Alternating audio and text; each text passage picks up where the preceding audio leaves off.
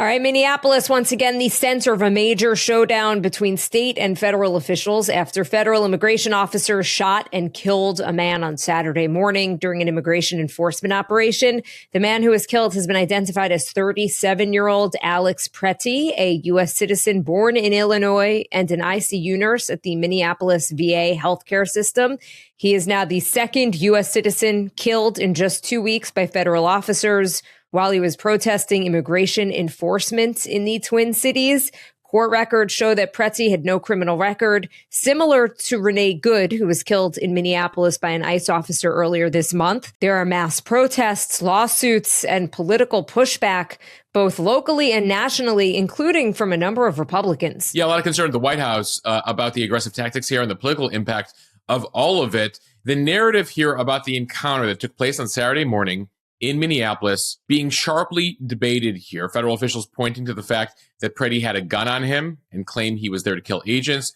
However, multiple video angles here of the altercation and the eventual shooting. Right now, there is no evidence to back up a number of the assertions we're hearing from White House officials that back up their claim he was intending to kill or hurt agents. So let's start with what exactly took place, which again, we have a pretty good perspective on, as multiple people were recording what took place on their phones. Jill, by my count, at least 4 angles that I've seen so far. It all unfolded just after 9 a.m. Saturday in South Minneapolis. Federal immigration agents were moving through the Whittier neighborhood near Nicollet Avenue. It's part of an ongoing enforcement operation they say was intended to arrest an undocumented immigrant. Residents had been on alert. Locals blew warning whistles. Others filmed masked federal agents as they walked down the street. So all of that is legal. And among those who were out there was Pretti. Some video from bystanders showed that Pretti was standing in the street. He was holding his cell phone and filming the agents as other residents approach. Seconds later, Pretti walks toward the group shouting, "Hey," while continuing to record. As Pretti and 2 other civilians begin to walk away, one federal agent follows them. That agent then shoves a woman who appeared to be with Pretti, knocking the person to the ground. Pretti immediately steps between the fallen person and the officer. Video shows an agent deploying what appears to be a chemical spray, affecting Pretti and the other 2 civilians. There's a struggle that follows. Multiple masked agents pull Pretti away from the group and force him to the ground. At least 5 agents surround him. Bystander footage shows one agent drawing his gun and pointing it at Pretti as he is pinned by 5 agents on the pavement. Another video shows agents discovering a firearm on Pretti while he is already on the ground. Frame by frame analysis shows a federal officer pulling Pretti's gun away from him. And then less than 2 seconds later, agents begin to fire at Pretti. Audio analysis suggests at least 10 rounds were fired within roughly 5 seconds, all from a single semi-automatic firearm. Pretti was struck multiple times. He died at the scene. In the chaotic aftermath, video captures officers shouting, "Where's the gun?" referring to Pretti's gun as they try to provide first aid. So looking at the video, it appears that Pretti never brandished the weapon or tried to pull it out. In fact, again, you see a federal officer pulling a handgun away from Pretti just seconds before an agent fires several rounds at Pretti. Pretti had a 9mm semi-automatic handgun. Minnesota officials say that he was a lawful gun owner and he had a permit to carry. Only a couple of hours after the shooting, before any investigation could really start, multiple Trump administration officials immediately defended the action of the immigration officers as self-defense. They said Pretti was the attacker. Homeland Security Secretary Kristi Noem, she claimed that Pretti was engaged in domestic terrorism, while Border Patrol Commander Greg Bovino, he claimed that Pretti appeared intent on, quote, massacring law enforcement and that he had a gun and, quote, magazines full of ammunition. This looks like a situation where an individual wanted to do maximum damage and massacre law enforcement. So very aggressive rhetoric from a number of officials, particularly Bovino and Noem here. Interestingly, on Sunday night, Jill, as we're recording this, an interview is coming out with Trump in the Wall Street Journal, where the Wall Street Journal reporter asks Trump multiple times whether the federal officer acted appropriately. Trump declined to say. I imagine he's been watching some of the aftermath of all of this. But interesting that Trump is only willing to tell the Wall Street Journal reporter, we're looking at everything, we're reviewing everything, and he wouldn't back up the officer, even though his initial True Social post on Saturday did so. He did add that he didn't like the fact that there was a guy with a gun there. But at the end of the day, you do have a right in this country, Second Amendment right, to carry a legal firearm. And we certainly see that a lot, actually, Jill, from conservative protesters, gun rights protests. If you go anywhere in the South, people holding weapons, sometimes openly, depending on the law of the state, not even in a concealed way. So it's been very interesting to see how these things have been flipped this weekend. The issue here with what has been the theme, the repetition from the federal officials about Pretti, is there does not appear to be social media, written or video evidence to back up most of the federal account. Asked about this on Sunday, Bovino did some interviews. He says they just need to investigate this more. Noam effectively saying the same thing. But nonetheless, you see no evidence here that Pretti, who is an ICU nurse at a VA hospital, but does attend protests, was doing anything but just trying to help the woman off the ground. Yes, he stood in the way of the officer, but then once tackled, surrounded by 5 agents, there's no video evidence from any of the 4 or 5 angles that he attempted to reach for his gun. In fact, he was disarmed by one of the agents just before, as you stated, he was shot up to 10 times. Now, you have state officials and local officials who've also come out over the weekend, and they've repeated their calls for ICE to leave Minneapolis. So they are only ratcheting up tensions, creating chaos in the city. And now, in a matter of just over 2 weeks, 2 American citizens are dead who were there to protest the ICE actions. You had Minnesota Governor Tim Walz saying on Saturday that DHS's account of what happened is, quote, nonsense and lies. Here's a bit of what Walz had to say on Saturday. This federal occupation of Minnesota long ago stopped being a matter of immigration enforcement. It's a campaign of organized brutality against the people of our state. And today that campaign claimed another life. I've seen the videos from several angles, and it's sickening. But I have a strong statement here for our federal government. Minnesota's justice system will have the last word on this. It must have the last word. As I told the White House in no uncertain terms this morning, the federal government cannot be trusted to lead this investigation. So you hear Walz saying there that the state will pursue their own investigation. That's going to be really challenging here, given the lack of coordination between the feds and state authorities, ballistics tests. I mean, you typically have state and federal law enforcement working in concert in a case like this. But right now, you don't have the federal government working at all with state authorities handing over anything when it comes to the investigation. And vice versa, you don't have local and state officials really assisting the feds right now in Minnesota. Despite having a search warrant signed by a judge, the Minnesota Bureau of Criminal Apprehension said DHS has blocked its investigators from the scene. Late Saturday, you saw a Minnesota judge order federal agencies to not destroy any evidence. I mean, this is the point we've gotten to here, is you have a federal judge telling the Justice Department, do not destroy evidence from the scene here. In the meantime, the agents involved in the shooting have been put on administrative duty, but you continue to see Bovino and Noam back them up here. There is going to be a court hearing scheduled for today on the overall immigration surge. But the larger legal issue here, and we're going to dive into this in a variety of areas, is that it's typically on the federal government to investigate itself. It's on the Justice Department to have a fair and independent investigation into situations where you have federal law enforcement engaged in shootings. Because remember, when you're law enforcement, your job is to uphold the law and take down criminals, but not break the law as you're trying to fight crime or alleged criminals here.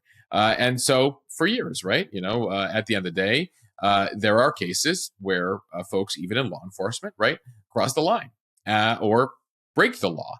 But the issue here, at least in the Renee Good shooting a couple weeks ago, and now in the Alex Pretti shooting, is the feds don't appear to be pursuing a criminal investigation here, what they call a civil rights investigation that could lead to criminal charges.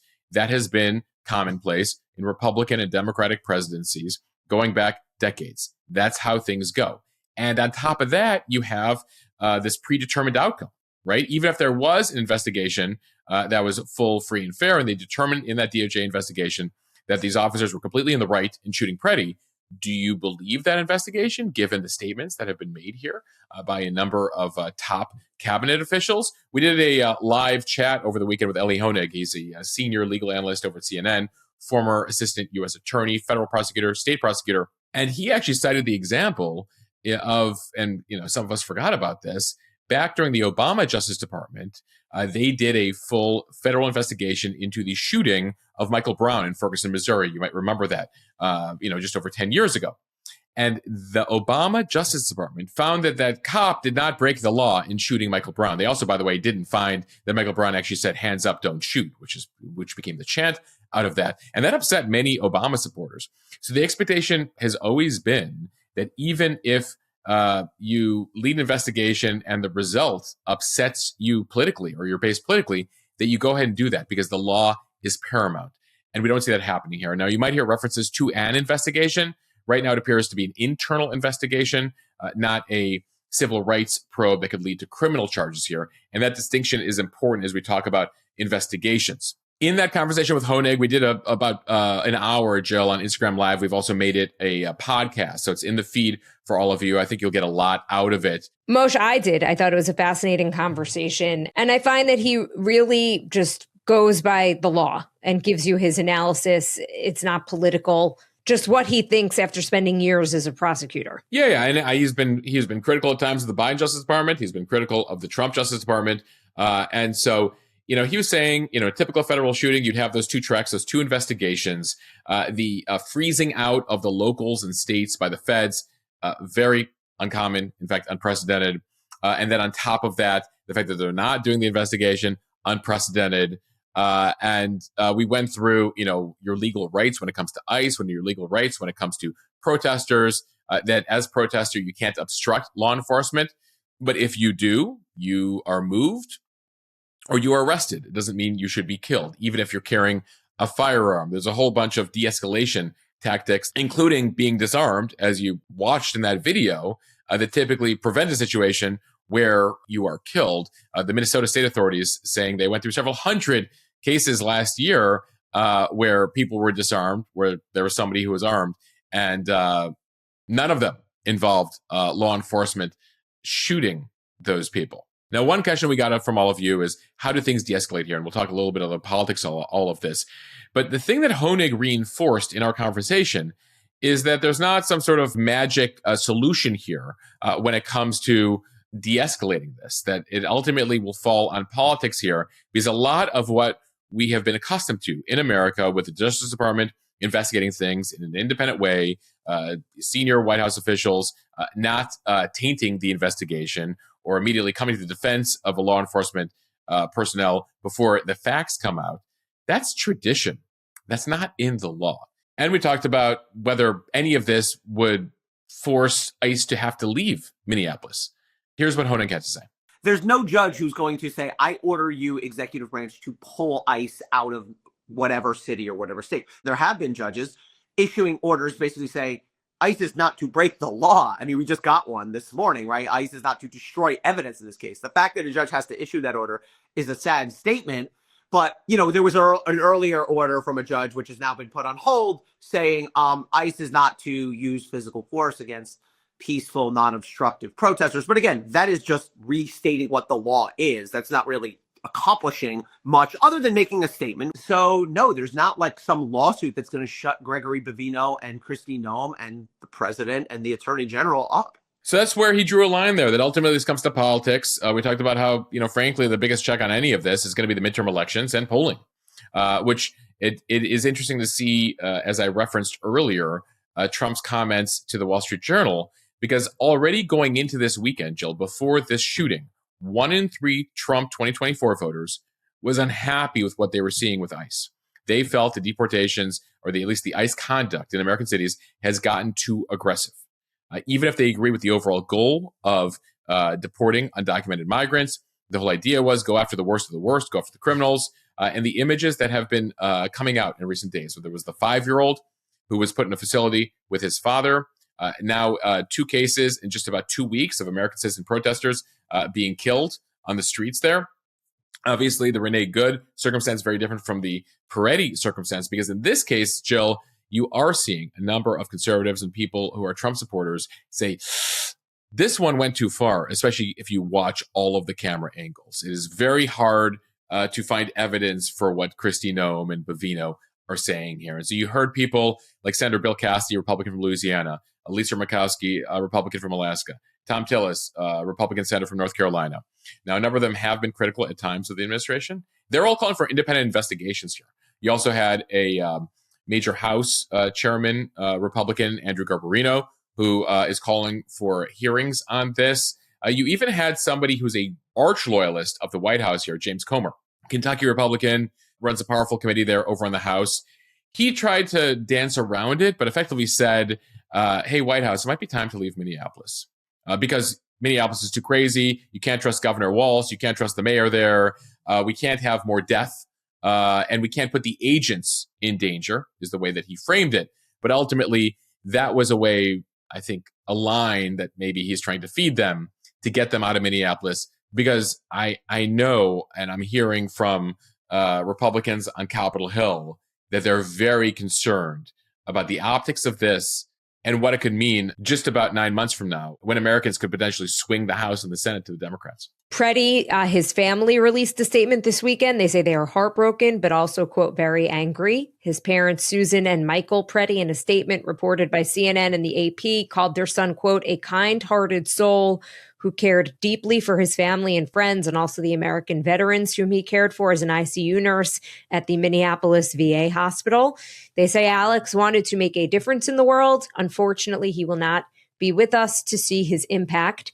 Colleagues and acquaintances of Pretti were stunned by his death. They were called a friendly neighbor, hardworking professional who was devoted to his patients. One colleague said that Pretti lived alone after getting divorced in recent years, and he had been working extra shifts as a nurse, saving up to buy a home and a new car. Someone who knew him told the New York Times he was happy, and I was happy for him because his life was just starting. This feels so senseless and just so wrong. Moshe, I know one of the questions we got over the weekend is how the family can pursue a case here, especially if the feds are not intending to fully investigate whether or not whoever pulled the trigger, whichever officer pulled the trigger, behaved in a criminal way. Yeah, it's going to be really challenging. I imagine there will be a civil case here, but ultimately, there's something called qualified immunity that federal agents have. Vance tried to call it absolute immunity a couple weeks ago. It's not absolute immunity, but if you can argue you're doing things in the line of duty and a reasonable person would have seen Pretti as a threat, especially as they discovered the gun on him, there's a lot of arguments that can be made there. So it could be pretty challenging here when it comes to either the state pursuing a criminal case here against the federal agents. I imagine they will try, given what we heard Tim Walz say, or a civil case, but those are certainly things we will watch unfold here. But I think the big question everyone's asking is how do things de-escalate from here, given Trump's statement, and I've mentioned the interview with the Journal, but on Saturday he was calling Walz and Fry two people who are pursuing an insurrection, which was an interesting choice of words, given he's thinking about invoking the Insurrection Act, a 250-year-old federal law going back to George Washington that allowed him to put the military in Minneapolis. But Walz has spoken to the White House at least twice this weekend. He mentioned it on Saturday. They spoke to Susie Wiles, the White House chief of staff. Not clear whether he's trying to reach the president. The president won't talk to him or vice versa. But ultimately, Walz, at the same time, calling on them to take ICE out. But he also is telling protesters to show up with cameras, remain peaceful, but show up with cameras. So, back and forth here, you hear the Fed saying that you local authorities and state authorities are riling people up and creating the situation. These people are showing up at every immigration raid around Minneapolis with whistles, and there's just a lot of chaos on the scene there.